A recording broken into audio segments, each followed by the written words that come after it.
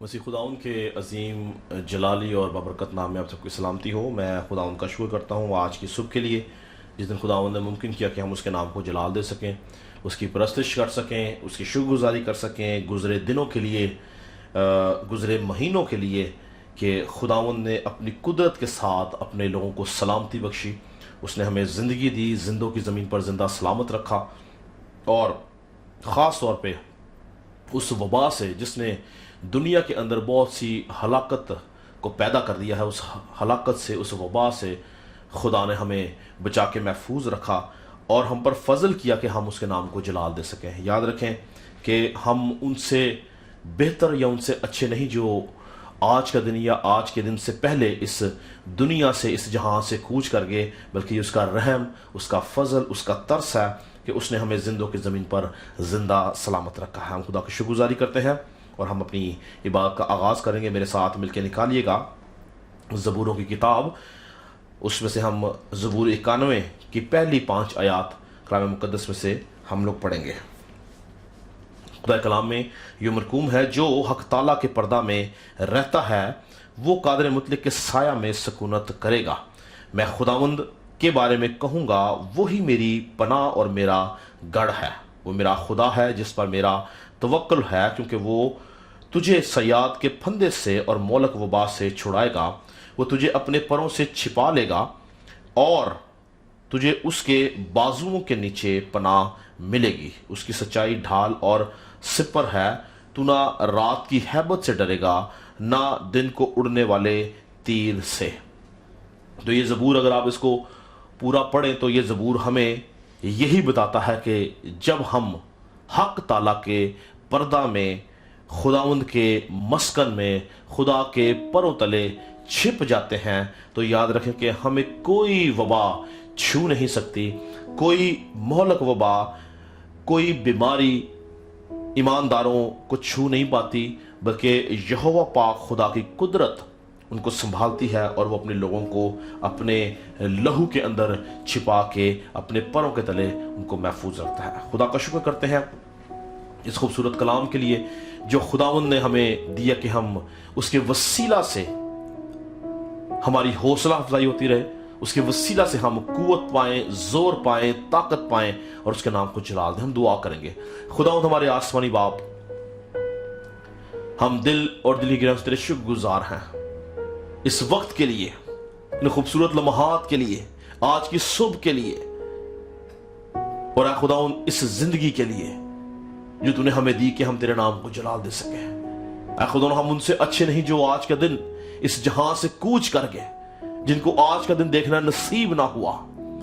ये तेरा रहम, तेरा तरस, तेरा फजल है कि हम जिंदों की जमीन पर जिंदा सलामत हैं। और खुदाउन, हम ईमान रखते हैं कि ये जिंदगी सिर्फ और सिर्फ तूने इसलिए दी ताकि हम तेरे नाम को जलाल दे सकें। ये जिंदगी तूने इसलिए दी ताकि हम इस जिंदगी में तेरी शुक्रगुजारी कर सकें। ये जिंदगी तूने इसलिए दी ताकि हम इस जिंदगी के वसीला से तेरा को खुदाउन तेरी बादशाहत का हिस्सा बना सकें। खुदाउन, आज की सारी मीटिंग को, सारी परस्तिश को, आज के कलाम को, तमाम लोगों को जो इस टाइम खुदाउन तेरे खादम के साथ इस ऑनलाइन सर्विस में मौजूद है, खुदाउन तेरी हजूरी में लेके आता हूं।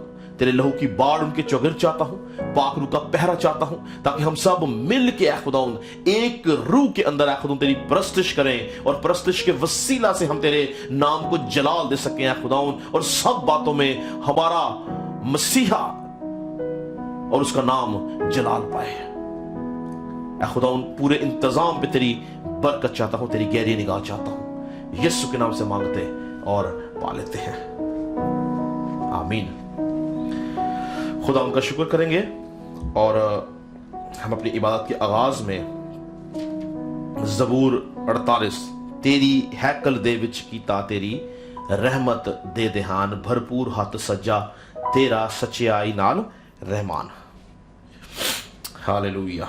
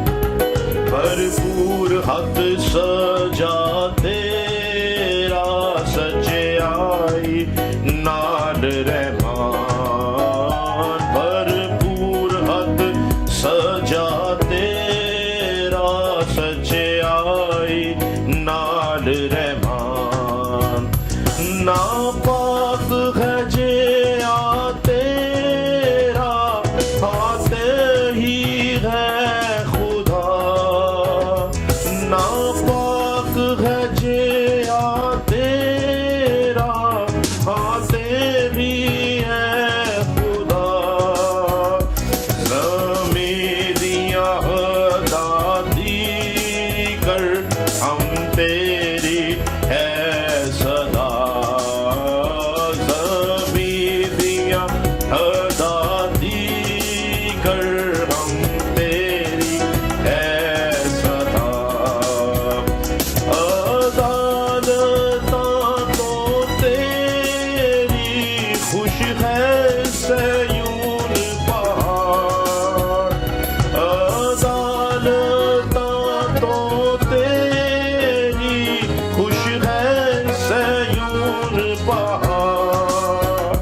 यहूदा दियां बेटियां खुश हुंदियां नारे मार। यहूदा दियां बेटियां खुश हुंदियां नारे मार।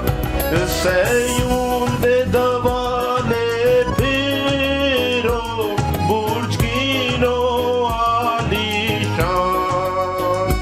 सयून दे दवाले फिरो बुर्ज कीनो आलीशान। दी शहर पनाह दे दिल नाल करो देहान। दी शहर पनाह दे दिल नाल करो देहान। महलों दे सारे वेखो ध्यान करो खुशी ना। महलों दे सारे वेखो ध्यान करो खुशी ना। तायावण वाली पुश्त नू दस सको सारा हाल। तायावण वाली पुश्त नू दस सको सारा हाल।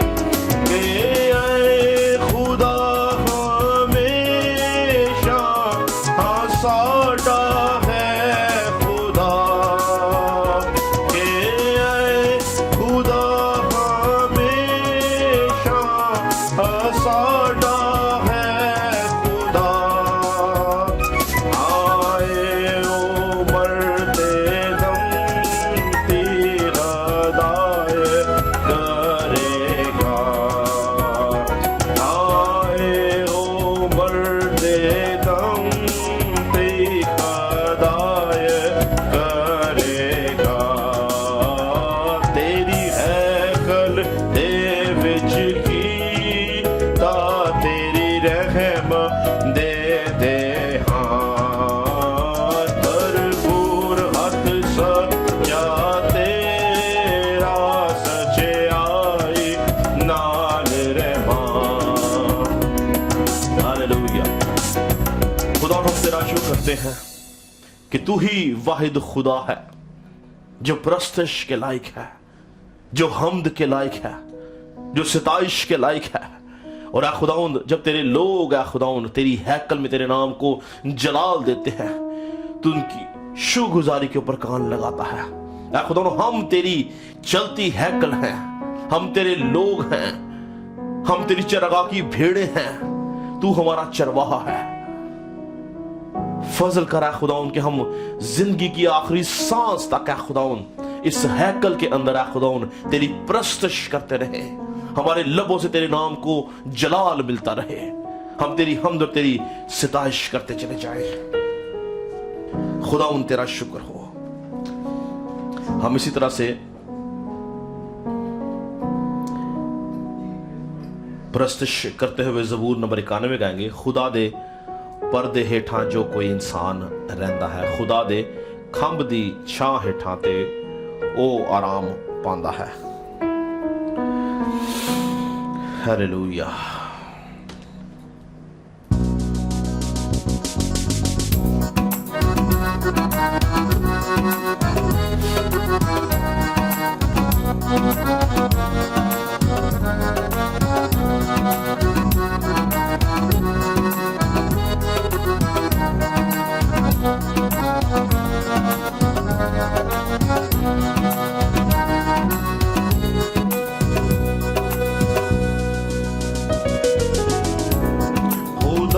ਦੇ ਪਰਦੇ ਹੇਠਾਂ ਜੋ ਕੋਈ ਇਨਸਾਨ ਰਹਿੰਦਾ ਹੈ, ਖੁਦਾ ਦੇ ਪਰਦੇ ਹੇਠਾਂ ਜੋ ਕੋਈ ਇਨਸਾਨ ਰਹਿੰਦਾ ਹੈ, ਖੁਦਾ ਦੇ ਖੰਭ ਦੀ ਛਾਂ ਹੇਠਾਂ ਤੇ ਉਹ ਆਰਾਮ ਪਾਉਂਦਾ ਹੈ, ਖੁਦਾ ਦੇ ਖੰਭ ਦੀ ਛਾਂ ਹੇਠਾਂ ਤੇ ਉਹ ਆਰਾਮ ਪਾਉਂਦਾ ਹੈ।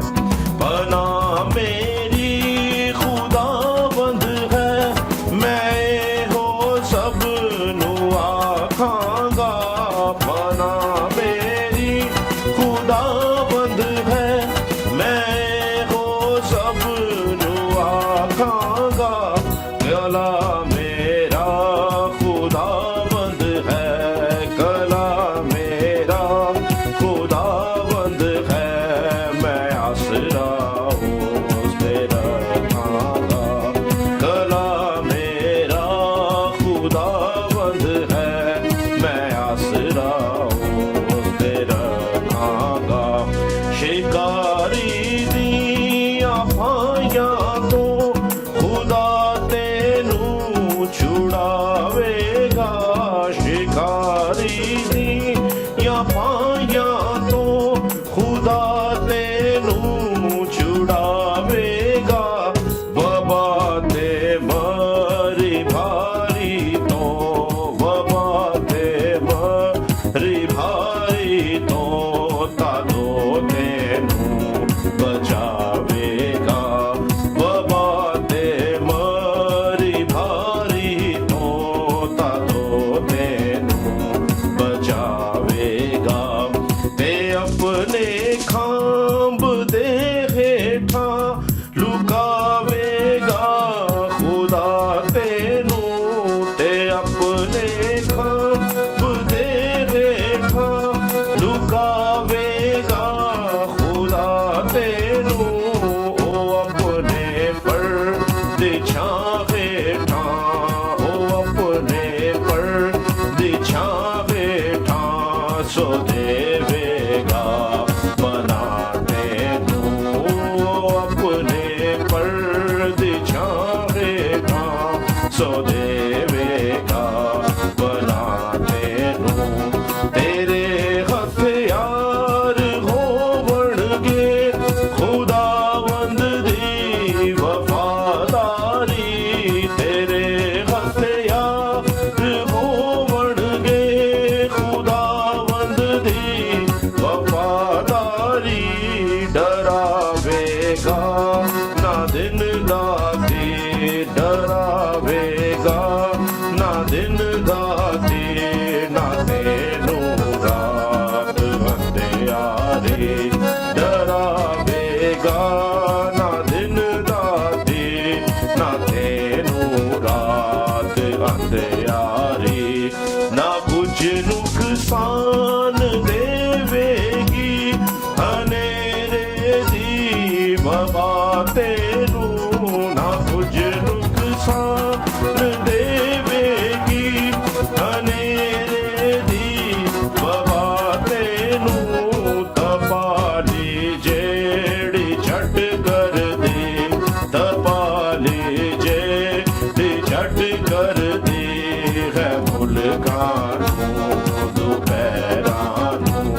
ਤਪਾਲੀ ਜਿਹੜੀ ਛੱਡ ਕਰਦੀ ਹੈ ਮੁਲਕਾਂ ਨੂੰ।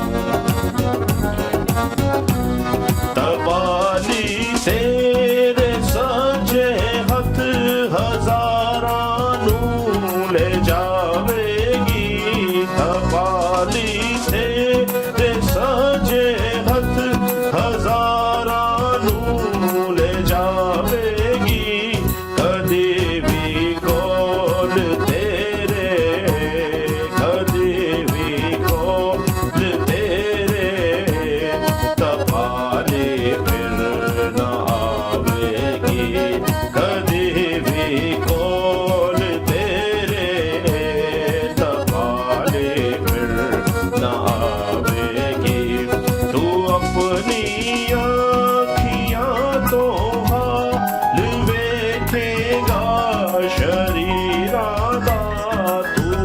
अपनी अखियां को हाल वेखेगा शरीरां दा खुदावंद बदला देंदा आ खुदावंद बदला देंदा आ पियोना दी शरारत दा खुदावंद बदला देंदा आ पियोना दी शरारत दा खुदा दे पर्दे हेठां जो कोई इंसान रहंदा है खुदा दे खंभ दी छां हेठां ते ओ आराम पांदा है।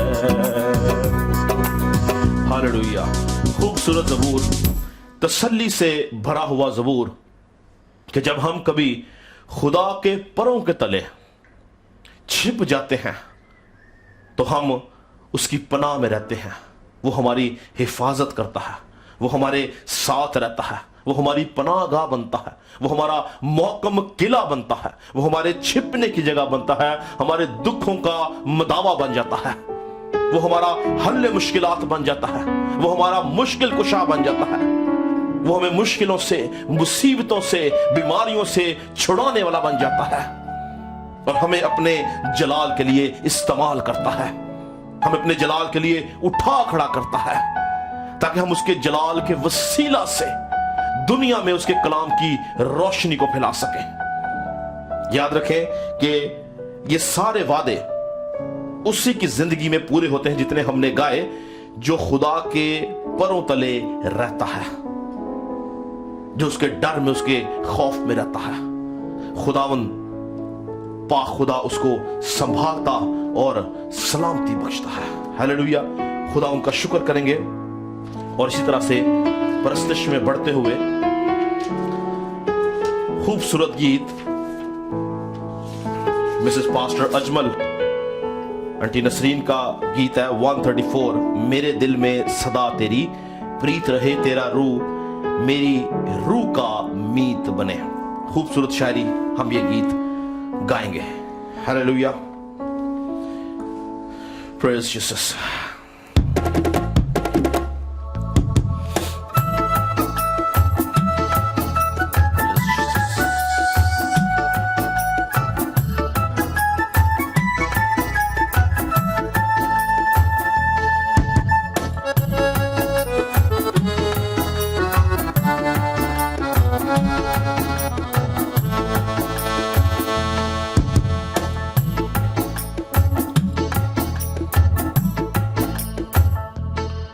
मेरे दिल में सदा तेरी प्रीत रहे, मेरे दिल में सदा तेरी प्रीत रहे, तेरा रूह मेरी रूह का मीत बने, तेरा रूह मेरी रूह का मीत बने।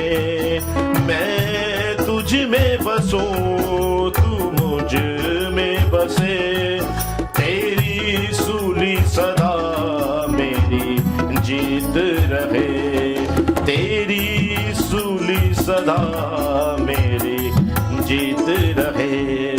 मेरे दिल में सदा तेरी प्रीत रहे, मेरे दिल में सदा तेरी प्रीत रहे। मैं सलीब की राह आप चलता रहूं, तेरे खून की बूंदों से धुलता रहूं। मैं सलीब की राह आप चलता रहूं, तेरे खून की बूंदों से धुलता रहूं। नजर आए मुझे बस तू ही यीशु, नजर आए मुझे बस तू ही यीशु, तेरे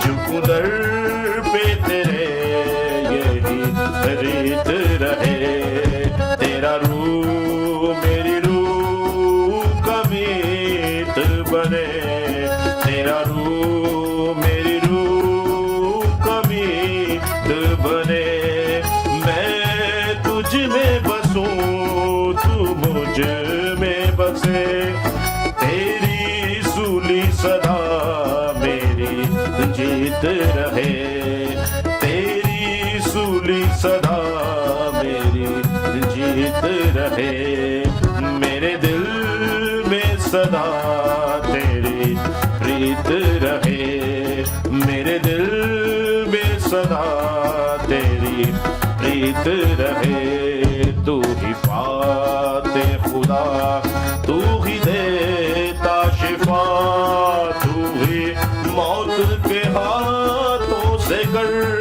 तारे हाथ, तू ही फाते खुदा, तू ही देता शिफा, तू ही मौत के हाथों से कर तारे हाथ, सिर्फ तू ही मदावा है मेरा यीशु, सिर्फ तू ही मदावा है मेरा यीशु, तेरी सूली कफारा है मेरा यीशु, मेरा यीशु, तेरी मौत से जीवन ज्योत जले, तेरी मौत से जीवन ज्योत जले, तेरा रूह मेरी रूह का मीत बने, तेरा रूह मेरी रूह का मीत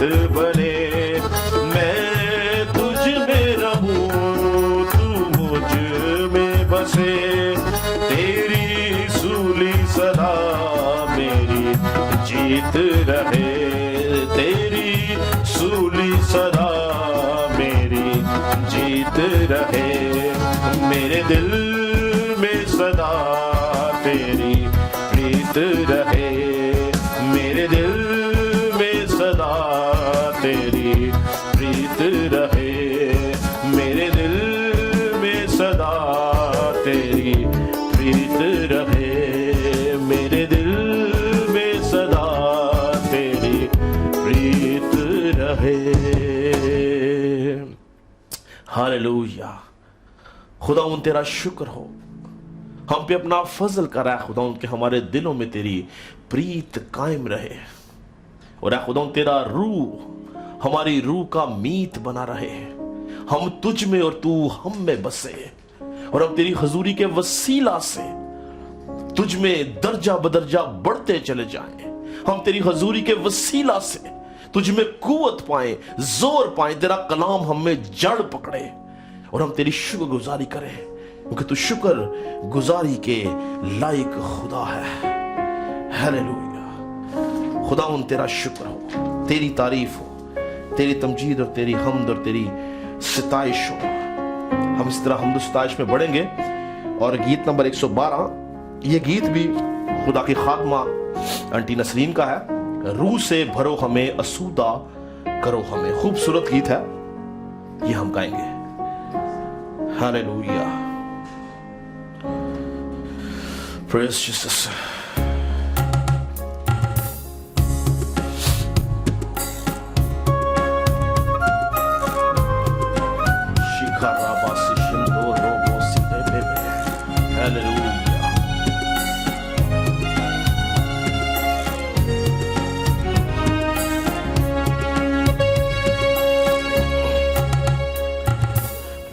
से भरो हमें असूदा करो हमें, रूह से भरो हमें असूदा करो हमें, चाहेंगे हम तुझको यीशु, पाएंगे हम तुझको यीशु, चाहेंगे हम तुझको यीशु, पाएंगे हम तुझको यीशु।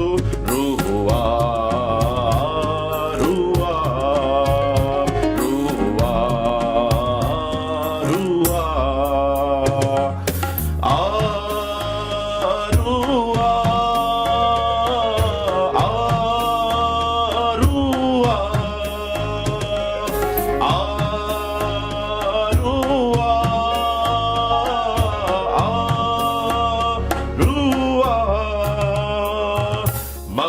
مقدس تیرے روح سے بھرنے لگیں گے، مسکن تیرے سارے بننے لگیں گے، مقدس تیرے روح سے بھرنے لگیں گے، مسکن تیرے سارے بننے لگیں گے، کاراگری ہم تیری خداوند، کاراگری ہم تیری خداوند، بن جائے بگڑی ہماری خداوند، بن جائے بگڑی ہماری خداوند، روح سے بھرو ہمیں، آسودہ کرو ہمیں، روح سے بھرو ہمیں، آسودہ کرو ہمیں، چاہیں گے ہم تجھ کو یسوع، پائیں گے ہم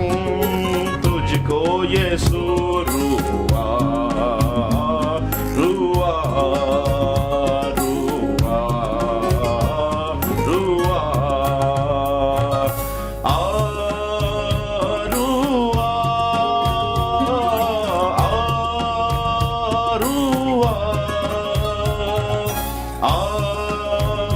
روح آ، روح آ،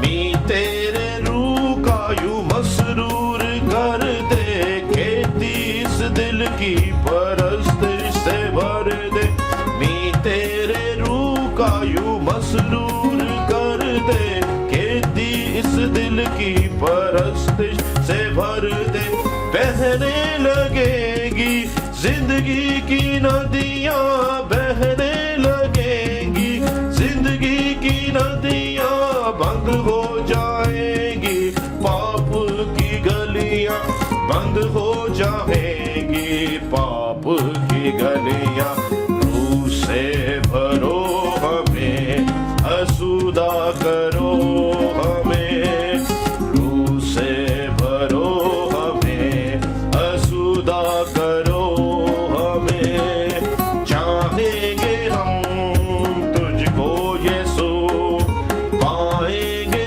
ہم تجھ کو یسوع، روح آ، روح آ، روح آ، روح آ، روح آ، روح آ، روح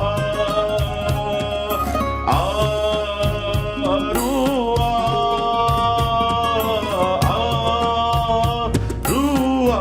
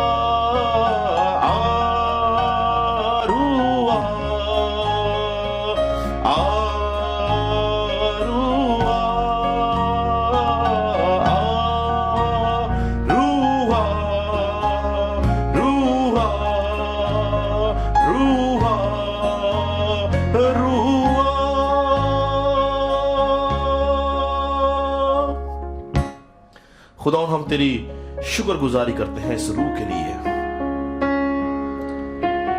जो हमें मददगार के तौर पर भेजा गया है, जो हर पल हमारी मदद के लिए मुस्तहिद रहता है, जो हर पल हमारे साथ साथ रहता है ताकि हम तेरी बातों को सुन सके, समझ सके, सीख सके, हम तुझ तक पहुंच सके। रूहुल कुदस तुझ तक पहुंचने का वसीला बन जाता है, खुदा बाप की हजूरी में ले जाता है, हमें तेरी बरकत से भर देता है। ऐ खुदाउन, इस रूहुल कुदस के लिए हम तेरा शुक्र करते हैं। जबकि वक्त आन पहुंचा है खुदाउन कि तू बात करे। ऐ खुदाउन, आज के कलाम के लिए, इस सारे माहौल के लिए, तमाम लोगों के लिए ऐ खुदाउन तेरी बरकत चाहता हूं। अपने आप को तेरे लहू में छिपाता हूं, अपनी सोचों को, ख्यालों को, इरादों को, जुबान को, दिल को ऐ खुदाउन, अपनी रूह जान बदन को ऐ खुदाउन तेरे हाथों में देता हूं। मैं ना बोलूं बल्कि तेरा रूह बोले, ताकि ऐ खुदाउन सुनने वाले तसल्ली पाए, तशफी पाए, और ऐ खुदाउन कलाम के वसीला से ऐ खुदाउन उनकी हौसला अफजाई की जाए, और ऐ खुदाउन इब्लीस के खिलाफ खड़े हों ताकि वो समझे कि किस तरह से रूहानी तौर पर उनको जंग करनी है।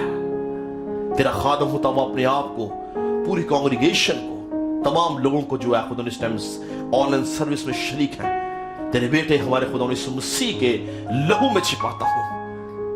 सबके लिए तेरा फजल चाहता हूं, हिकमत और मार्फत की रूह चाहता हूं, ताकि सब लोग है खुदा तेरे कलाम को सुने, समझें, उसको अमल में लेके आए और बरकत पाए। यीशु के नाम से मांगते और पा लेते हैं, आमीन। Praise Jesus, hallelujah. खुदावंद की शुक्र गुजारी करते हुए हम उसके हजूर में जब आते हैं तो वो हमें अपने रूह से भर देता है, वो हमें अपनी ताजगी से भरता है और हमें संभालता है, सलामती बख्शता है, और उसका रूह हमारी जिंदगियों में काम करता है। याद रखें कि अगर ईमानदार शख्स की जिंदगी के अंदर रूहुल कुदस नहीं, रूहुल कुदस की हजूरी नहीं, तो याद रखें कि आप खुदा के साथ नहीं चल रहे। हमें हर लम्हा, हर घड़ी, हर वक्त रूहुल कुदस की हजूरी में रहना जरूरी है।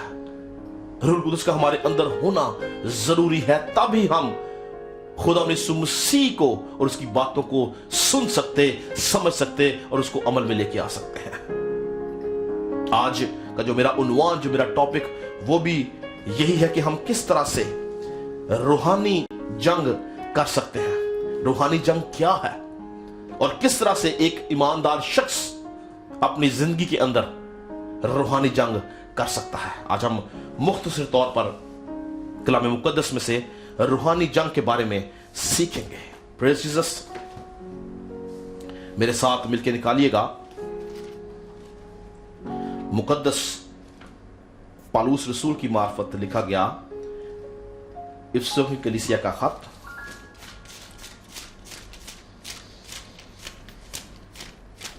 इफिसियों का खत और उसका 6 बाब और उसकी 10, 11, 12 और 13 आयत। हम ये 3 आयात कलाम मुकद्दस में से पढ़ेंगे। खुदा कलाम में यूं मरकूम है, गर्ज खुदावंद में और उसकी कुदरत के जोर में मजबूत बनो, खुदा के सब हथियार बांध लो ताकि तुम इब्लीस के मंसूबों के मुकाबला में कायम रह सको, क्योंकि हमें खून और गोश्त से कुश्ती नहीं करना बल्कि हुकूमत वालों और इख्तियार वालों और इस दुनिया की तारीकी के हाकिमों और शरारत की उन रूहानी फौजों से जो आसमानी मकामों में हैं। इस वास्ते तुम खुदा के सब हथियार बांध लो ताकि बुरे दिन में मुकाबला कर सको और सब कामों को अंजाम देकर कायम रह सको। तो आज सुबह हम कलाम मुकद्दस में से रूहानी जंग के बारे में सीखेंगे कि रूहानी जंग क्या है और रूहानी जंग किस तरह से लड़ी जाती है, कौन है जो रूहानी जंग लड़ सकता है और कौन है जो रूहानी जंग का हिस्सा है। आज हम इस बात को सीखेंगे और आने वाले कुछ हफ्ते हम रूहानी जंग के बारे में ही कलाम मुकद्दस में से मुख्तलिफ तरीके से हम सीखेंगे कि रूहानी जंग क्या है। तो आने वाले कुछ हफ्तों में हम इसी पैगाम को सुनते रहेंगे और हम सीखते रहेंगे ताकि हम समझ सकें, हम जान सकें कि रूहानी जंग क्या है और हम किस तरह से रूहानी जंग लड़ सकते हैं। तो याद रखें कि इससे पहले कि हम रूहानी जंग को सीखना शुरू करें, हम ये देखेंगे कि रूहानी जंग है किनके दरमियान, कौन सी ऐसी कुव्वतें हैं, कौन सी ऐसी हुकूमतें हैं, कौन सी ऐसी बादशाहतें हैं जिनके बीच में रूहानी जंग है। तो इससे पहले कि दुनिया को तख्लीक किया जाता, इससे पहले कि दुनिया को बनाया जाता, इस कायनात के अंदर दो कुव्वतें हमें नजर आती हैं, दो हुकूमतें हमें नजर आती हैं, दो बादशाहतें हमें नजर आती हैं। पहली बादशाह हमें खुदा की नजर आती है और दूसरी बादशाह जो वो हमें अबलीस की नजर आती है। यानी एक बादशाह खुदा की है और एक बादशाह अबलीस की है। और कलाम मुकद्दस हमें यह तो नहीं बताती कि ये बादशाहत जो हमें दो बादशाहत है खुदा की और अबलीस की, इनका आगाज कब हुआ या कब इन बादशाहतों को कायम किया गया। मगर बाइबल मुकद्दस जो है वो अबलीस के बारे में यानी शैतान के बारे में ज्यादा नहीं, मुख्तसर तौर पर कलाम मुकद्दस में बयान करती है कि अबलीस किस तरह से एक मुकर्रब फरिश्ते से शैतान बना, किस तरह से वो अबलीस बन गया, किस तरह से वो एक नाफरमान फरिश्ता बन गया। और बाइबल मुकद्दस जो है उसके अंदर हमें अबलीस का गुनाह, उसकी नाफरमानी और उसकी बादशाह का आगाज जो है वो नजर आता है। याद रहे कि बाइबल के अंदर वैसे तो बहुत सारी जगह पे अबलीस हमें नजर आता है काम करता हुआ, लेकिन दो खास ऐसे हवाला जात हैं जिनके अंदर खास तौर पे अबलीस दिखाया गया है, जिसमें अबलीस की नाफरमानी दिखाई गई है, उसका गुनाह दिखाया गया और उसका गिराया जाना दिखाया गया है। ठीक है, तो पहला हवाला जो हमें बाइबल मुकद्दस में नजर आता है वो यशायाह नबी का सहीफा, उसका 14वां बाब,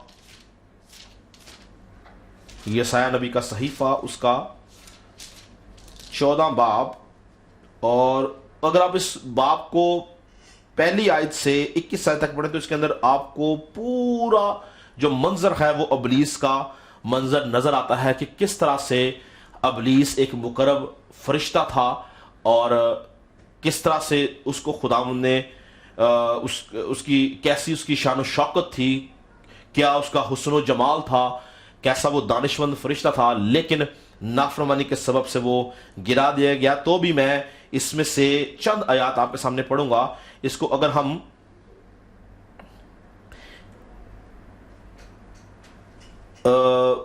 14 बाब की मैं 12वीं आयत से पढ़ूंगा, आपके सामने गौर सुनिएगा। आए सुबह के रोशन सितारे तो क्यों कर आसमान पर से गिर पड़ा, आए कौमों को पस्त करने वाले तो क्यों कर जमीन पर पटका गया। तू तो अपने दिल में कहता था मैं आसमान पर चढ़ जाऊंगा, मैं अपने तख्त को खुदा के सितारों से भी ऊंचा करूंगा और मैं शुमाली अतराफ में जमात के पहाड़ पर बैठूंगा, मैं बादलों से भी ऊपर चढ़ जाऊंगा, मैं खुदा ताला की मानिंद होऊंगा, लेकिन तू पताल में गड़े की तय में उतारा जाएगा। तो ये पहला रेफरेंस हमें मिलता है अबलीस का कि किस तरह से उसने अपने दिल के अंदर इस बात को सोचा कि मैं अपना जो तख्त है वो खुदा के तख्त से भी ऊपर ले जाऊंगा, मैं खुदा ताला की मानिद होऊंगा और मैं जो है वो شمالی اطراف میں جماعت کے پہاڑ پر بیٹھوں گا. تو بہت ساری چیزیں اس نے ایک حکومت کے اندر جو کہ خدا کی حکومت تھی, خدا کی بادشاہت تھی, خدا کی سلطنت تھی, اس نے اس کے اندر رہتے ہوئے بہت ساری باتیں سوچیں جس کو ہم بغاوت کا نام دیتے ہیں, اور اس سبب سے لکھا ہے کہ اس کو جو ہے وہ آسمانوں سے گرا دیا گیا.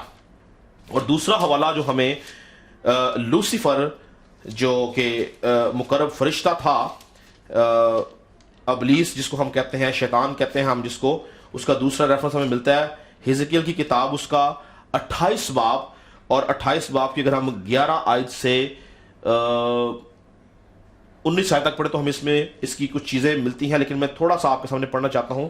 28 باب کی 11 آیت میں لکھا ہے, اور خدا کا کلام مجھ پر نازل ہوا کہ آئے آدم ذات سور کے بادشاہ پر یہ نوحہ کر, اور اس سے کہہ خداوند خدا یوں فرماتا ہے, تو خاتم الکمال دانش سے معمور اور حسن میں کامل ہے, تو عدن میں باغ خدا میں رہا کرتا تھا, ہر ایک قیمتی پتھر تیری پوشش کے لیے تھا, مثال یاقوت سرخ اور پکھراج اور الماس اور فیروزہ اور سنگ سلیمانی اور زبرجد اور نیلم اور زمرد اور گوہر شب چراغ, اور سونے سے تجھ میں خاتم سازی اور نگینہ بندی کی سنت تیری پیدائش ہی کے روز سے جاری رہی.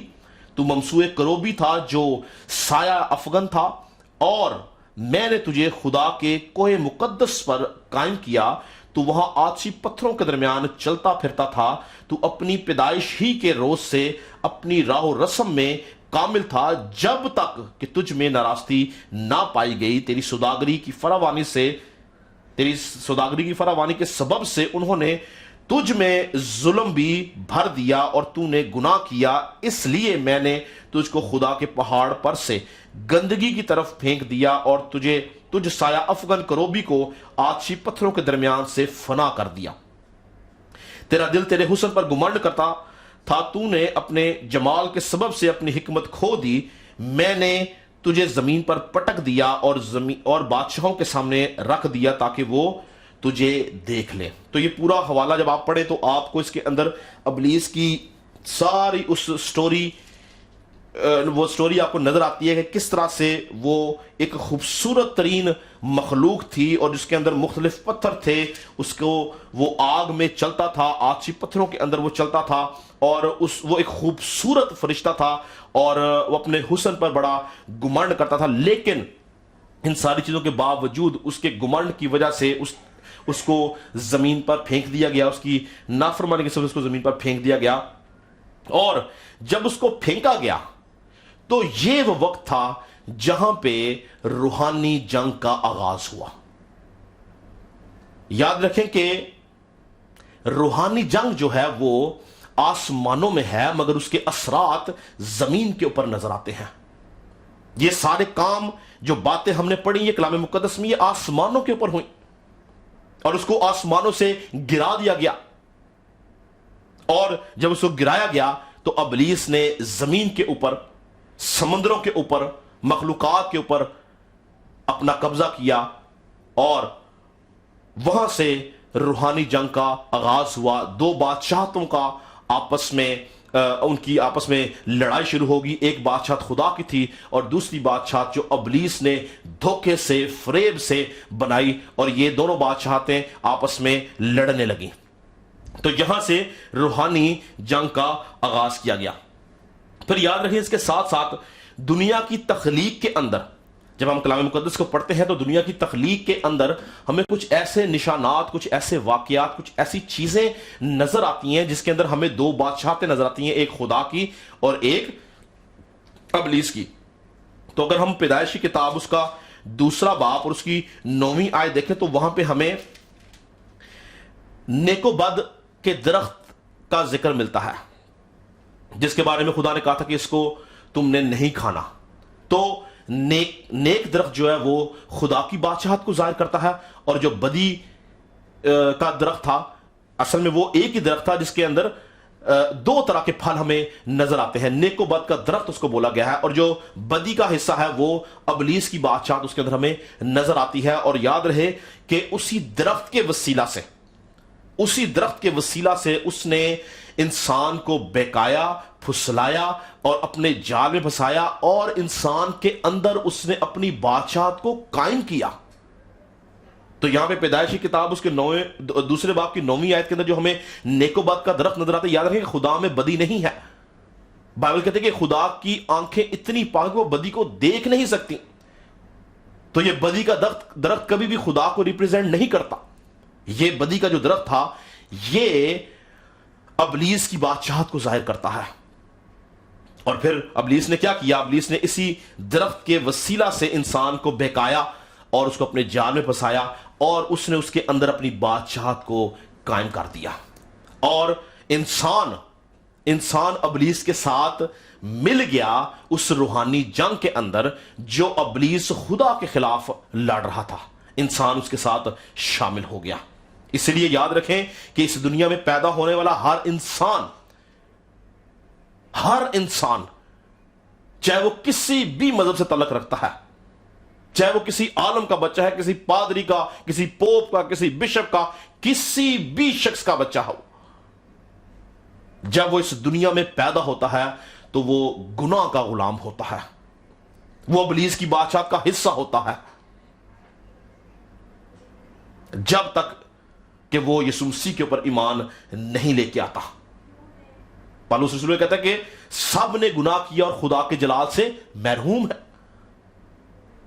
یعنی موروثی طور پہ جو بھی انسان اس دنیا میں پیدا ہوتا ہے وہ خدا کے خلاف ہے, خدا کی بادشاہت کے خلاف ہے, گناہ کا فرزند ہے, وہ خدا سے کٹا ہوا ہے, اور وہ ابلیس کی بادشاہت کا حصہ ہوتا ہے. اور یاد رہے کہ یہ دونوں بادشاہیں جتنی بھی جو دونوں بادشاہتیں ہیں یہ ہمیں ظاہری طور پہ نظر نہیں آتی, یہ روحانی دنیا کے اندر کام کرتی ہیں. ہر شخص ان کو نہیں دیکھ سکتا,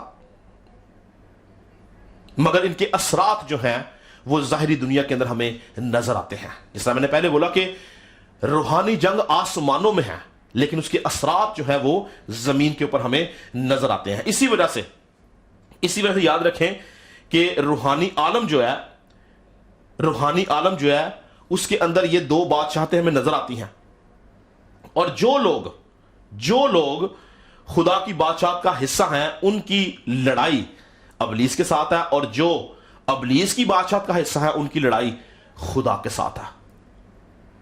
جب ہم خدا کے ساتھ لڑائی کی یا دشمنی کی بات کرتے ہیں تو یہ ہم اس طرح نہیں کہ ہم خدا کے ساتھ فزیکل لڑائی کر رہے ہیں یا خدا کے ساتھ فزیکل ہم دشمنی رکھتے ہیں. جب ہمارے کام خدا کے کلام کے خلاف ہیں, جب ہمارے کام ابلیسی ہیں, تو ہم خدا کے خلاف ہیں, ہم خدا کے دشمن ہیں. ہم اس روحانی جنگ میں خدا کے ساتھ نہیں بلکہ ابلیس کے ساتھ ہیں جو کہ خدا کی بادشاہت کے خلاف کام کرتا ہے. اس لیے کیا لکھا ہے کہ جو روحانی ہے وہ روحانی باتوں کے خیال میں رہتے ہیں, جو جسمانی ہے وہ جسمانی باتوں کے خیال میں. اور ایک جگہ پہ لکھا ہے کہ روح جسم کے خلاف خواہش کرتا ہے اور جسم روح کے خلاف, اور یہ دونوں ایک دوسرے کے مخالف ہیں. یعنی یہ دونوں قوتیں ایک دوسرے کے خلاف ہیں, ایک دوسرے کے خلاف کام کرتی ہیں. تو آج ہم نے دیکھنا یہ ہے کہ روحانی جنگ ہے کیا ہے, اور روحانی جنگ میں کس طرح سے لڑ سکتے ہیں. ایک ایماندار شخص جو ہے وہ کس طرح سے روحانی جنگ لڑ سکتا ہے, اس کے لیے روحانی جنگ کیا معنی رکھتی ہے. تو یاد رکھیں کہ بہت سارے لوگ جو ہیں وہ یہ سمجھتے ہیں کہ روحانی جنگ لڑنے کے لیے آپ کو کوئی شاید چلا کاٹنا پڑے گا, یا آپ کو بہت زیادہ روحانی ہونا پڑے گا, آپ کو ہر وقت دعا میں رہنا پڑے گا, آپ کو بہت روزے رکھنے پڑیں گے. ہاں, اس میں کوئی شک نہیں, یہ تمام کی تمام باتیں روحانی جنگ کا حصہ ہیں. مگر تو بھی روحانی جنگ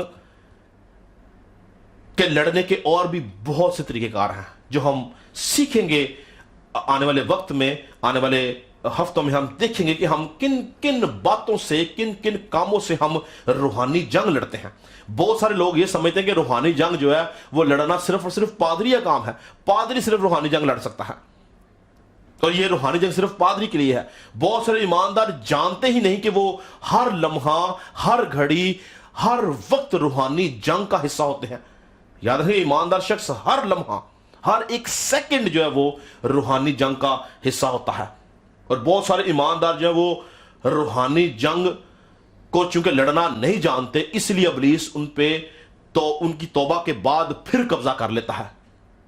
میں ہمیشہ ایک بات بولتا ہوں کہ ابلیس کو اس بات سے کوئی پریشانی نہیں کہ آپ نے توبہ کر لی اور نجات پا لیا، یہ اس کے لیے ایک نارمل چیز ہے۔ دن میں، ہفتے میں، مہینے میں، سال میں ہزاروں، لاکھوں، کروڑوں لوگ توبہ کرتے ہیں، نجات میں داخل ہوتے ہیں، لیکن ابلیس اس شخص سے ڈرتا، کانپتا اور گھبراتا ہے جو اس توبہ کے اوپر، اس نجات کے اوپر قائم رہتا ہے اور خدا کا وفادار سپاہی بن کے ابلیس کے خلاف جنگ لڑتا ہے۔ اس لیے آپ نے دیکھا ہوگا بے شمار لوگ توبہ کرنے کے 1 مہینے، 2 مہینے، 1 سال، 2 سال، 3 سال، 4 سال بعد دوبارہ سے اپنی پرانی انسانیت میں چلے جاتے ہیں۔ وہ توبہ کے اندر قائم نہیں رہ سکتے۔ اس کا مطلب ہے کہ وہ روحانی جنگ میں قائم نہیں رہ سکتے، وہ روحانی جنگ نہیں لڑ سکتے، ان کے لیے وہ کام مشکل ہے، وہ باتیں مشکل ہیں، اور وہ واپس چلے جاتے ہیں۔ مگر ایک ایماندار شخص، ایک دیانتدار شخص، ایک وفادار شخص جو یسوع مسیح کے خون کے وسیلہ سے اس عہد میں شامل ہوتا ہے جب، تو وہ اپنی زندگی کی آخری سانس تک یسوع مسیح کے ساتھ اس روحانی جنگ کا حصہ رہتا ہے۔ اور بہت سارے لوگ جو ہیں وہ ان کو روحانی جنگ کو لے کے ان کے بیچ میں بہت ساری غلط فہمیاں، ایمانداروں کے بیچ کی بات کر رہا ہوں، ایمانداروں کے درمیان روحانی جنگ کو لے کے بہت ساری غلط فہمیاں نظر آتی ہیں۔ ان کو پتہ نہیں کہ روحانی جنگ ہے کیا ہے، مگر ہم دیکھیں گے ان ہفتوں میں کہ روحانی جنگ کیا ہے، کس طرح سے ہم روحانی جنگ لڑ سکتے ہیں۔ تو یاد رکھیں کہ ابلیس جو ہے، ابلیس کی منسٹری کیا ہے، ابلیس کی وزارت کیا ہے کہ وہ 24/7 یعنی دن کے 24 گھنٹے، پورا ہفتہ، مہینہ، سالوں سال ایک انسان کے پیچھے رہتا ہے کہ وہ اس کو خدا کی بادشاہت سے کاٹ سکے۔ اس کی جو منسٹری ہے وہ چرانے کی ہے، مار ڈالنے کی ہے، گمراہ کرنے کی ہے، شک میں مبتلا کرنے کی ہے۔ اس کی منسٹری جو ہے وہ خدا کے قانون کے یعنی کلام کے خلاف انسان کو لے کے جانے کی ہے، اور اس کا جو مین گول ہے وہ یہ ہے کہ زیادہ سے زیادہ لوگوں کو آگ کی جلتی بھٹی کے لیے تیار کر سکے۔ یہ اس کی مین منسٹری ہے، یہ اس کے بلٹ پوائنٹس ہیں ابلیس کے، یہ اس کی منسٹری کا حصہ ہے کہ وہ 24/7 ایمانداروں کو گناہ میں گرانے کی کوشش کرتا ہے تاکہ وہ خدا کی بادشاہت سے کٹ کے، اس روحانی جنگ سے کٹ کے ابلیس کی بادشاہ کا حصہ بنے اور آگ اور گندک کی جھیل کا حصہ بن سکے۔ یاد رکھیں کہ پیدائش کی کتاب سے لے کر مکاشفہ کی کتاب تک ہمیں مسلسل روحانی جنگ نظر آ رہی ہے۔ ہر ایک شخص، ہر نبی، ہر بادشاہ، ہر انسان روحانی جنگ لڑتا ہوا چلتا نظر آ رہا ہے، اور ہر ایماندار روحانی جنگ کا حصہ ہے، اور وہ اپنی اپنی طرح سے اپنی اپنی حدود میں رہتا ہوا روحانی جنگ لڑتا ہے۔ ایک انسان کی زندگی کے اندر روحانی جنگ کا آغاز کب ہوتا ہے؟ غور سے سنیے گا، ایک انسان کی زندگی میں روحانی جنگ کا آغاز اس کی پیدائش کے روز سے ہی ہو جاتا ہے۔ مگر افسوس کی بات یہ ہے کہ وہ روحانی جنگ ابلیس کی طرف سے لڑی جا رہی ہوتی ہے، کیونکہ ہر انسان پیدا ہوتے ہی توبہ نہیں کرتا، پیدا ہوتے ہی وہ یسوع مسیح کے اوپر ایمان نہیں لے کے آتا، پیدا ہوتے ہی وہ نجات نہیں پاتا۔ نجات کا، توبہ کا ایک وقت ہے، ایک عمر ہے، جب آپ پورے ہوش و حواس میں ہوتے ہیں، جب آپ کو پوری سینس ہے کہ نیکی کیا ہے، بدی کیا ہے۔ اس سے پہلے ہر انسان گناہ اور موت کا فرزند، گناہ اور موت کا شکار رہتا ہے۔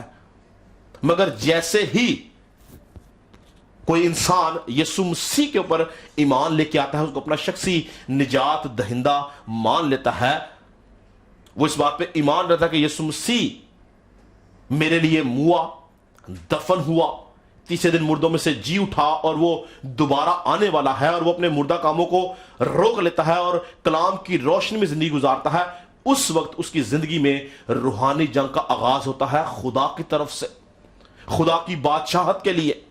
اس وقت کے بعد وہ خدا کی بادشاہت کے لیے روحانی جنگ لڑتا ہے، اس وقت سے وہ خدا کی طرف سے کھڑا ہوتا ہے، ابلیس کے خلاف، ابلیس کے کاموں کے خلاف، ابلیس کی بادشاہت کے خلاف۔ اور یہ وقت ہوتا ہے کہ وہ خدا کی طرف سے روحانی عالم میں، روحانی جنگ کے اندر داخل ہوتا ہے۔ کب؟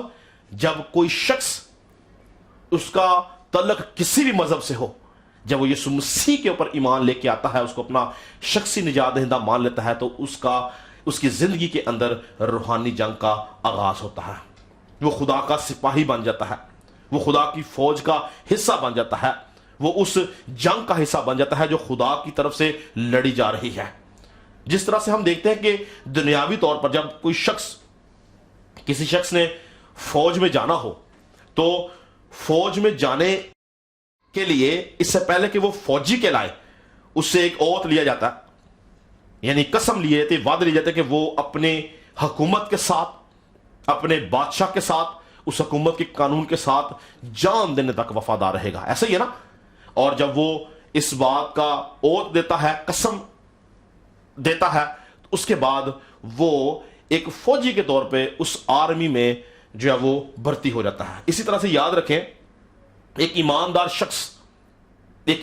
شخص اس وقت ایماندار بنتا ہے جب وہ اپنے گناہوں سے توبہ کر کے اسی سپاہی کی طرح، اسی فوجی کی طرح اس بات کا اقرار کرتا ہے کہ آج کے بعد میں اپنے ملک یعنی آسمان، اپنے بادشاہ یعنی خدا، اپنے چیف کمانڈر یعنی یسوع مسیح کے ساتھ اپنی زندگی کی آخری سانس تک میں وفادار رہوں گا۔ وہ روحانی عالم کے اندر، روحانی دنیا کے اندر روحانی جنگ کا حصہ بن جاتا ہے۔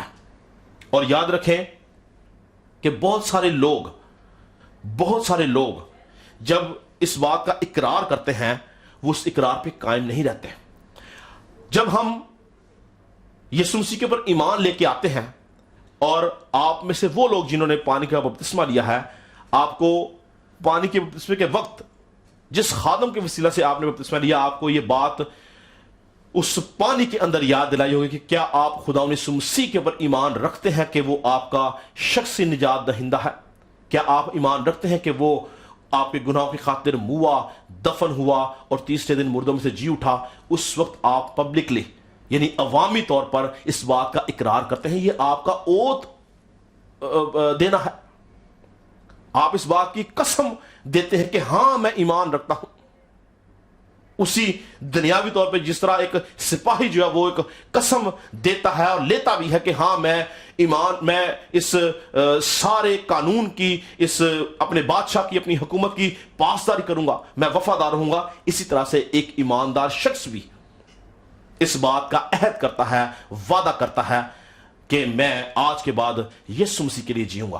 اگر ہم رومیو کے خط اس کے 10 باب کی 10ویں آیت دیکھیں تو وہاں ہے کیونکہ راست بازی کے لیے ایمان لانا دل سے ہوتا ہے اور نجات کے لیے اقرار منہ سے کیا جاتا ہے۔ یہ ہمارے ایمان کا اقرار ہے، یہ ہمارا اوت ہے، یہ ہمارا حلفیہ بیان ہے، یہ روحانی جنگ کے لیے ہم حلف اٹھاتے ہیں کہ ہم آج کے بعد ابلیس کی طرف سے نہیں بلکہ خدا کی طرف سے لڑیں گے۔ اور وہ شخص ایک سپاہی کے طور پر، ایک ایلچی کے طور پر، مسیح کے ایلچی کے طور پر خدا کی بادشاہت کا حصہ بنتا ہے، اور جیسے ہی وہ خدا کی بادشاہت کا حصہ بنتا ہے، روحانی جنگ میں داخل ہوتا ہے، تو اس کو سب سے پہلے مسیح کا اختیار دیا جاتا ہے۔ یاد رکھیں، ایک فوجی، ایک سپاہی کو اگر اس کی حکومت اختیار نہ دے کہ وہ فوجی ہے، وہ سپاہی ہے، وہ کبھی بھی دشمن کے خلاف جنگ نہیں کر سکتا۔ اسی طرح سے جب ایک گناہگار شخص مسیح کے اوپر ایمان لے کے آتا ہے اور روحانی جنگ میں داخل ہوتا ہے تو اس کو مسیح کا اختیار دیا جاتا ہے. مسیح کا اختیار کیا ہے؟ میرے ساتھ نکالیں مقدس لوکا کی معرفت لکھی گئی انجیل، اس کا 10واں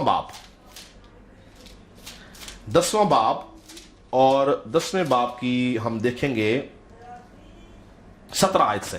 غور سنیے گا، لکھا ہے وہ 70 خوش ہو کر پھر آئے اور کہنے لگے اے خداوند تیرے نام سے بدروہیں بھی ہمارے تابع ہیں.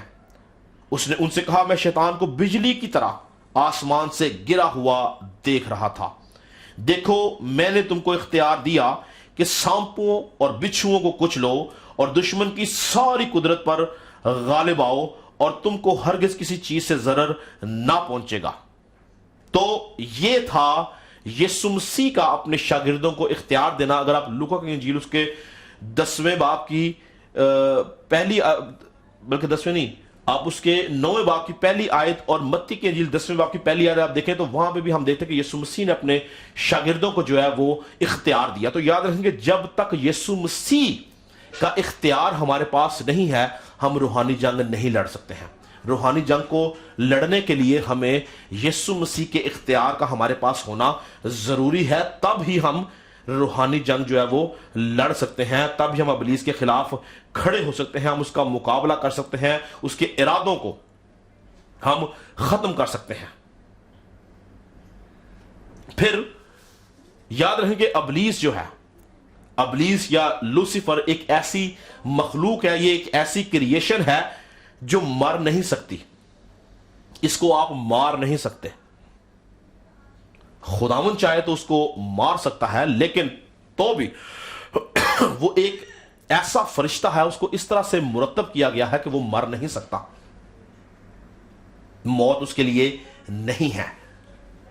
جب میں کہوں گا موت اس کے لیے نہیں ہے تو میں فزیکل موت کی بات کر رہا ہوں، یعنی کہ جس طرح ایک انسان جسمانی طور پہ مرتا اور قبر میں جاتا ہے اور وہ ختم ہو جاتا ہے، خاک کے ساتھ مل جاتی ہے، میں ایسی موت کی بات کر رہا ہوں. گو وہ روحانی طور پہ مر چکا ہوا ہے ابلیس، لیکن جسمانی موت اس کے لیے نہیں ہے. فزیکل طور پہ وہ نہیں مرنے والا. وہ اس طرح سے مرتب کیا گیا ہے، اسی لیے انسان اس کا مقابلہ کرتا ہے. یسوع مسیح نے اس کا مقابلہ کیا اور ہم پڑھتے ہیں کلام مقدس میں کیا لکھا کہ تم شیطان کا مقابلہ کرو تو تم سے بھاگ جائے گا. تو شیطان جو ہے وہ مرتا نہیں ہے. میرے ساتھ ایک حوالہ نکالیں گے، یسایہ نبی کا صحیفہ، اس کا 14 باب کی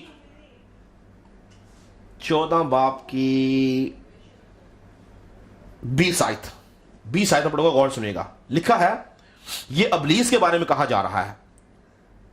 ابھی ہم نے 14 باب کی ہی 12 سے 14 آیت پڑھی تھی. ابھی میں اسی باب کی جو ہے وہ 20 آیت پڑھ رہا ہوں جو ابلیس کے بارے میں، یہ اسی کا تسلسل ہے. کیا لکھا ہوا ہے؟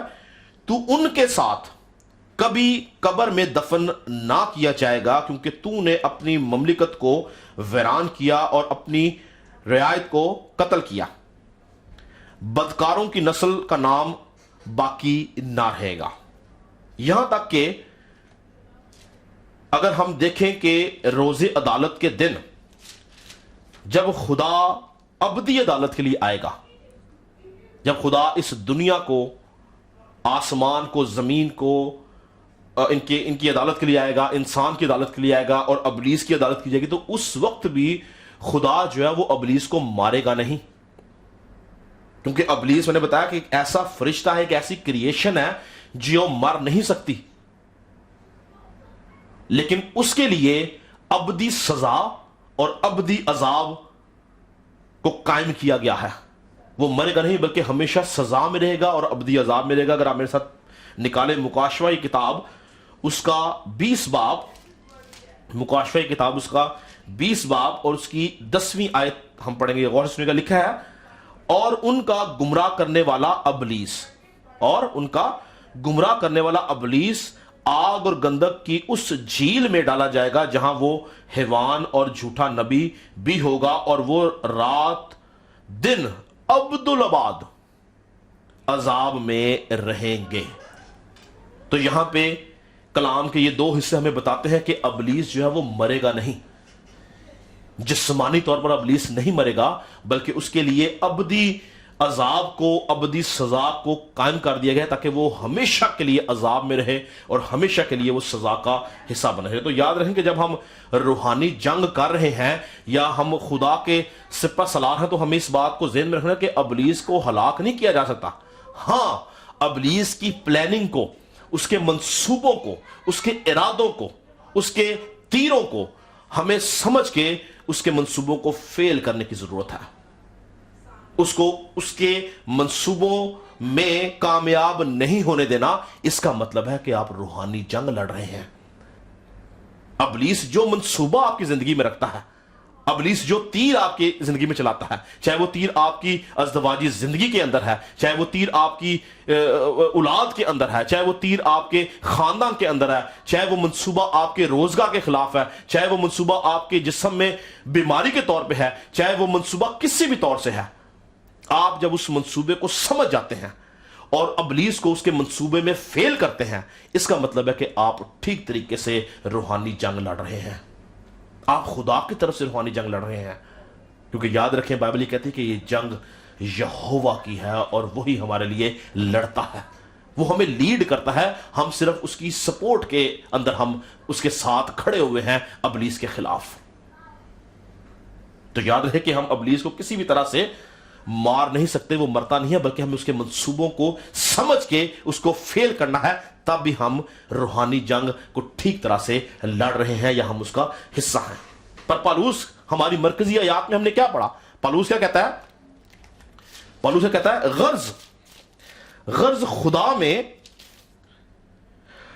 गर्ज खुदा में और उसकी कुदरत के जोर में मजबूत बनो। गर्ज खुदा में और उसकी कुदरत के जोर में मजबूत बनो।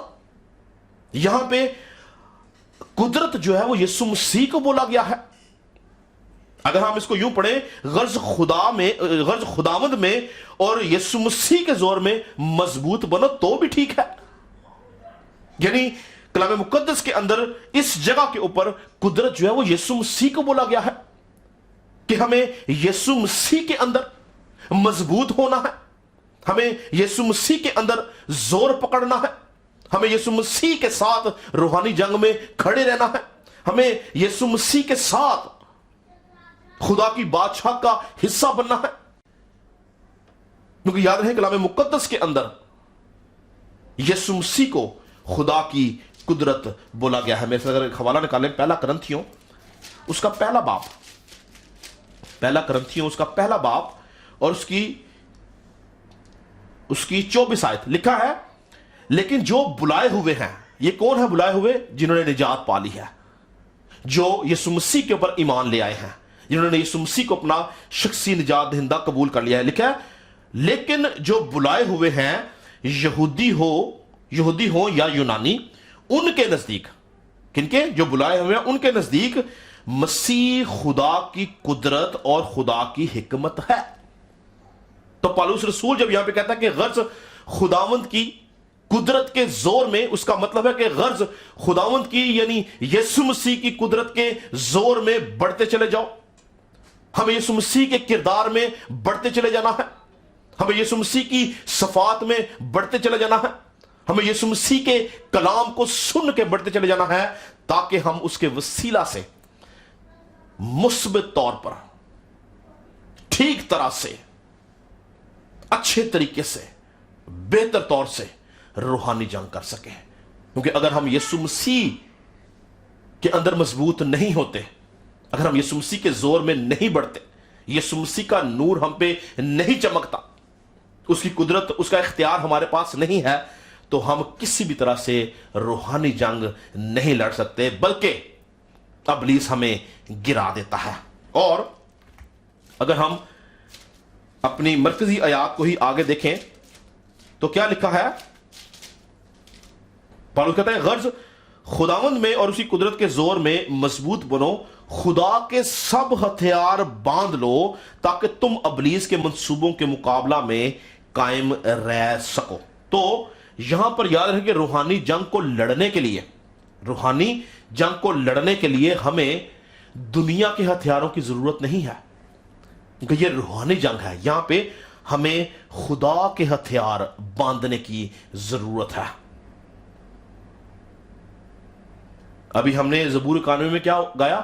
تیرے ہتھیار ہون گے خداوند دی وفاداری، ڈراوے گا نہ دن راتی نہ تینو رات اندھیاری. تو یاد رکھیں کہ خداوند ہماری وفاداری کو، خداوند ہماری دیانتداری کو، خداوند ہماری راست بازی کو ابلیس کے خلاف ہتھیار کے طور پر استعمال کرتا ہے. خداوند ہماری وفاداری کو ابلیس کے خلاف استعمال کرتا ہے. تو ہمیں یہاں پہ دیکھنا ہے کہ وہ کون سے ہتھیار ہیں، وہ کون سی باتیں ہیں جن کو ہمیں اپنی زندگی میں ہتھیار کے طور پر لینا، رکھنا، پورا کرنا، استعمال کرنا ضروری ہے، جس کے وسیلہ سے ہم روحانی جنگ لڑ سکتے ہیں. تو یاد رکھیں کہ اگر ایک سپاہی ہے، وہ سپاہی ہے، وہ فوجی، مگر جب وہ جنگ کے لیے جائے اور اپنی بندوق گھر بھول جائے تو کیا وہ دشمن کے مقابلے میں کھڑا رہ سکتا؟ کیا لکھا ہے کہ خدا کے ساتھ ہتھیار باندھ لو تاکہ ابلیس کے منصوبہ کے مقابلہ میں قائم رہ سکو. کیا وہ شخص قائم رہ سکتا ہے اگر اس کے پاس بندوق نہیں ہے؟ کیا وہ اپنے دشمن کا محاذ میں مقابلہ کر سکتا ہے اگر اس کے پاس ہتھیار ہی نہیں ہے؟ تو نہیں. اس کا دشمن، اس کا مخالف اس کو پل بھر میں ہلاک کر دے گا، کیونکہ اس کے پاس کسی طرح کا کوئی ہتھیار نہیں ہے. اسی طرح سے اگر آپ روحانی جنگ لڑنا چاہتے ہیں، اگر آپ روحانی جنگ میں رہنا چاہتے ہیں، اگر آپ ابلیس کے خلاف کھڑے رہنا چاہتے ہیں اور چاہتے ہیں کہ آپ ابلیس کے مقابلہ میں قائم رہیں، اس کے منصوبوں کو فیل کرنے میں قائم رہیں، اس کے ارادوں کو ختم کرنے میں قائم رہیں، تو ہمیں خدا کے ہتھیار باندھنے کی ضرورت ہے. اور خدا کے ہتھیار ہے کیا؟ بائبل مقدس جو ہے ہمیں خدا کے 6 ہتھیاروں کے بارے میں بتاتی ہے. اور اسی حوالے کے اندر جو ہمارا مرکزی حوالہ ہے، اگر ہم اس کو افسیوں 6 باب کو اگر ہم 14ویں آیت سے پڑھیں تو لکھا ہے، پس سچائی سے اپنی کمر کس کر اور راست بازی کا بختر لگا کر اور پاؤں میں صلح کی خوشخبری کی تیاری کے جوتے پہن کر اور ان سب کے ساتھ ایمان کی سپ پر لگا کر قائم رہو، جس سے تم اس شریر کے سب جلتے ہوئے تیروں کو بجھا سکو، اور نجات کا خود اور روح کی تلوار جو خدا کا کلام ہے لے لو، اور ہر وقت اور ہر طرح سے روح میں دعا اور منت کرتے رہو، اور اس غرض سے جاگتے رہو کہ سب مقدسوں کے واسطے بلا ناغا دعا کیا کرو.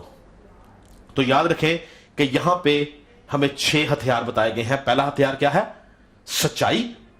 دوسرا ہتھیار کیا ہے؟ راست بازی. تیسرا ہتھیار کیا ہے؟ صلح. چوتھا ہتھیار کیا ہے؟ ایمان. اور 5واں ہتھیار کیا ہے؟ نجات کا خود. اور 6واں ہتھیار کیا ہے؟ روح کی تلوار یعنی خدا کا کلام. تو اگر یہ 6 ہتھیار آپ کے پاس نہیں ہیں تو آپ کسی بھی طرح سے یاد رکھیں کہ آپ روحانی جنگ نہیں لڑ سکتے. جیسا میں نے آپ کو سمجھایا ابھی کہ ایک سپاہی اگر دنیاوی طور پہ جاتا ہے اور اس کے پاس بندوق یا کوئی اسلحہ جو ہتھیار نہیں ہے تو وہ کبھی بھی اپنے دشمن کے مقابلہ میں کھڑا نہیں رہ سکے گا. اس کا دشمن اس کو پل بھر میں مار دے گا.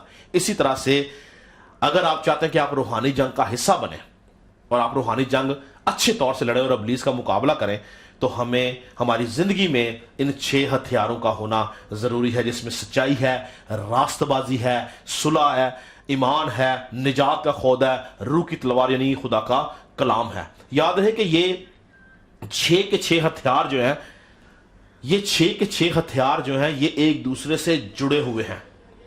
اور ان 6 کے 6 ہتھیاروں میں سے کوئی ایک ہتھیار بھی اگر آپ کے پاس نہیں ہے تو آپ روحانی جنگ نہیں لڑ سکتے. مثال کے طور پر ایک شخص جو ہے وہ بہت سچا ہے، وہ جھوٹ نہیں بولتا، راست باز ہے، وہ صلح پسند کرتا ہے، صلح صفائی رکھتا ہے، ایمان پہ بھی قائم ہے، نجات بھی اس نے پائی ہوئی ہے، مگر اس کے پاس روح کی تلوار نہیں، یعنی وہ کلام کو نہیں جانتا.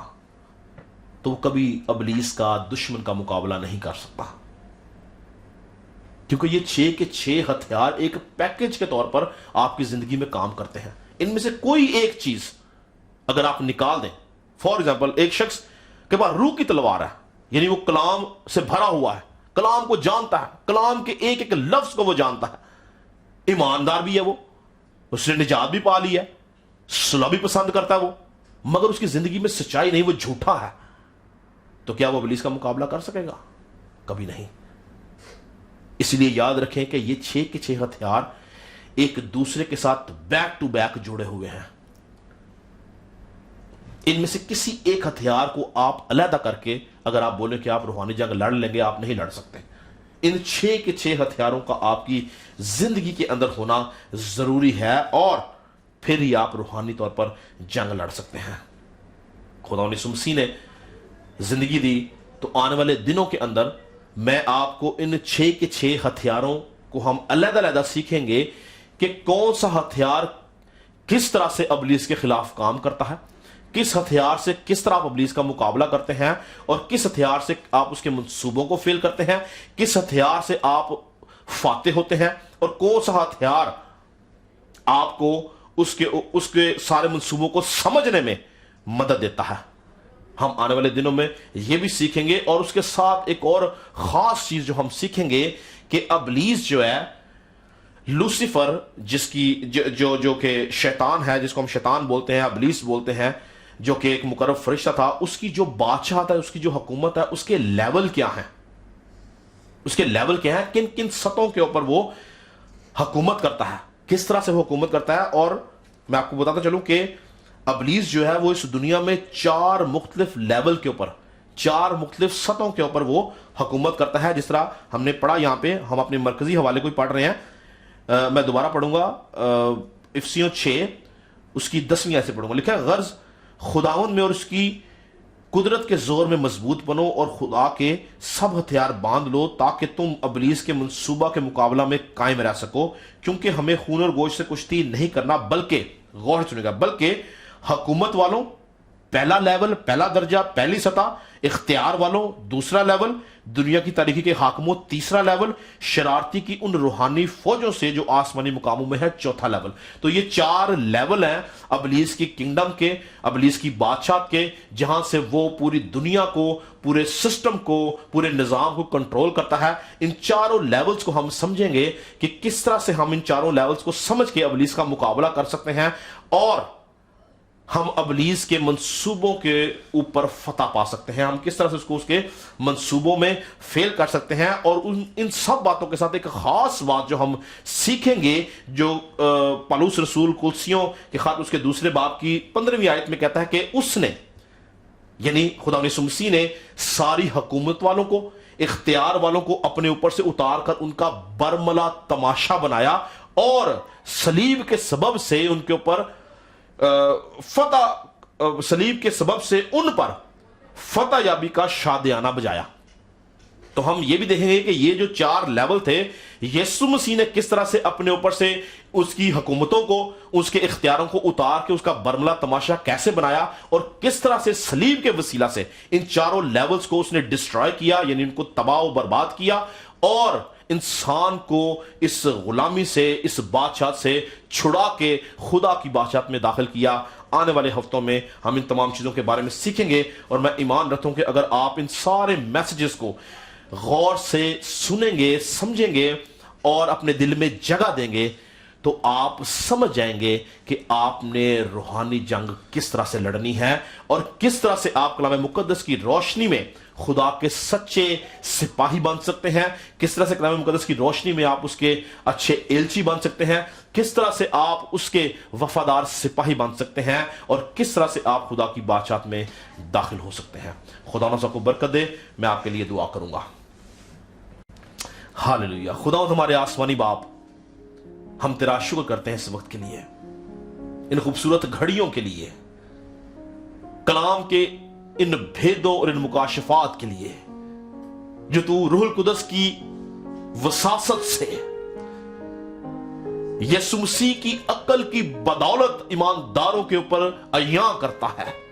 ईमानदारों के ऊपर जाहिर करता है, ताकि वो कलाम की रोशनी में समझ सकें, सीख सकें कि उन्होंने किस तरह से इब्लीस का मुकाबला करना है, उन्होंने किस तरह से इब्लीस को शिकस्त देनी है, उन्होंने किस तरह से इब्लीस के मंसूबों को फेल करना है और तेरी बादशाहत का झंडा लहराना है, तेरी बादशाहत की वसअत के लिए काम करना है, तेरी बादशाहत में बढ़ते चले जाना है और इब्लीस की बादशाहत को तबाह बर्बाद करना है।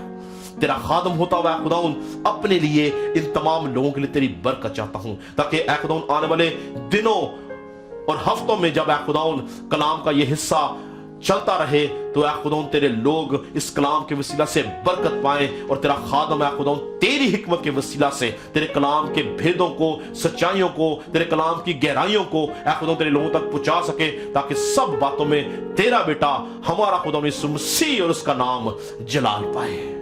तेरा खादम होता हुआ सबके लिए बरकत की दुआ करता हूं, यीशु के नाम से मांगते और पा लेते हैं। हम खुदा उनकी सिखाई दुआ में शरीक होंगे। आए हमारे बाप, तू जो आसमान पर है, तेरा नाम पाक बना जाए, तेरी बादशाहत आए, तेरी मर्जी से आसमान पूरी होती है जमीन पर भी हो। हमारे रोज की रोटी आज हमें दे, जिसे हम अपने कर्जदारों को माफ कर दे, तू भी मैं कर्जदारों में माफ कर। हमें आजमाइश में न पड़ने दे, बल्कि बुराई से बचा। उनके बादशाहत, कुदरत और जलाल हमेशा तेरे ही है। अब हमारे खुदा यीशु मसीह का फजल, खुदा बाप की मोहब्बत, पाक रूह की रफाकत और शराकत तमाम उन लोगों के साथ, उन घरानों के साथ, उन भाइयों के साथ, उन बहनों के साथ, उन बच्चों के साथ, उन बुजुर्गों के साथ रहे जो तेरे खादम साथ इस ऑनलाइन सर्विस में शामिल हैं। तेरा हाथ हमेशा इनके ऊपर बड़ा रहे। Praise Jesus. Thank you very much. खुदावंद आपको बरकत दे और आप हमारे साथ इसी तरह से जुड़े रहें। हमारा official page universal gospel assemblies के नाम से फेसबुक के ऊपर है, आप उसको लाइक कर सकते हैं। आप मेरा जो चैनल है यूनिवर्सल गॉस्पेल असेंबलीज का चैनल भी है और मेरा पर्सनल चैनल भी है, Timothy Joseph, pastor Timothy Joseph. आपको YouTube पे आप लिखेंगे तो आपको मेरा चैनल जो मेरा चैनल है वो आपको नजर आएगा। आप उसको सब्सक्राइब करें ताकि आप आने वाले दिनों में मेरे तमाम पैगामात सुन सकें। खुदा सबको बरकत दे।